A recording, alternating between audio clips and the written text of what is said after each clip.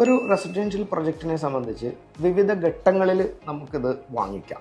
ലോഞ്ചിൽ വാങ്ങിക്കാം, അല്ലെങ്കിൽ ഓൺഗോയിങ് സ്റ്റേജിൽ വാങ്ങിക്കാം, കംപ്ലീഷൻ കിട്ടിയതിന് ശേഷം വാങ്ങിക്കാം, റെഡി ടു ഒക്യുപ്പൈ അല്ലെങ്കിൽ റെഡി ടു മൂവ് ഇൻ ആയതിനു ശേഷം വാങ്ങിക്കാം. അപ്പോൾ ഈ റെഡി ടു ഒക്യുപ്പൈ അല്ലെങ്കിൽ റെഡി ടു മൂവ് ഇൻ എന്ന് പറയുന്ന സ്റ്റേജിൽ വാങ്ങിക്കുന്ന പ്രോപ്പർട്ടീസിന് സ്വാഭാവികമായിട്ടും നമ്മൾ കുറച്ച് വില കൂടുതൽ കൊടുക്കേണ്ടി വരും. അതിൻ്റെ ഒരു അഡ്വാൻറ്റേജ് നമുക്ക് ഇമ്മീഡിയറ്റ്ലി പൊസിഷൻ എടുക്കാം എന്നുള്ളത് തന്നെയാണ്. അപ്പോൾ ഈ റെഡി ടു മൂവ് ഇൻ അല്ലെങ്കിൽ റെഡി ടു ഒക്യുപ്പൈ എന്ന് നമ്മൾ പറയുന്നത് എല്ലാ അർത്ഥത്തിലും, അതായത് വിത്ത് സർവീസ് കണക്ഷൻസ് അതിൻ്റെ ബാക്കിയുള്ള സംവിധാനങ്ങളും അടക്കം ഇത് റെഡി ആയിരിക്കണം എന്നുള്ള ഒരു അർത്ഥം തന്നെയാണ് അതിന് ഉള്ളത്. അതിന് മുമ്പുള്ള ഒരു സ്റ്റേജ് എന്ന് നമുക്ക് പറയാവുന്നത് കംപ്ലീഷൻ എന്നാണ് പറയാവുന്നത്. അതിന് നമ്മളിപ്പോൾ ഒക്യുപ്പൻസി സർട്ടിഫിക്കറ്റ് കിട്ടുക എന്ന് പറയും. ലോക്കൽ അതോറിറ്റിയിൽ നിന്ന് ഒക്യുപ്പൻസി സർട്ടിഫിക്കറ്റ് കിട്ടിയിട്ടുള്ള ഒരു പ്രൊജക്റ്റിനെ നമ്മൾ അത് കംപ്ലീഷൻ സ്റ്റേജിലാണ് എന്ന് നമുക്ക് വേണമെങ്കിൽ പറയാം.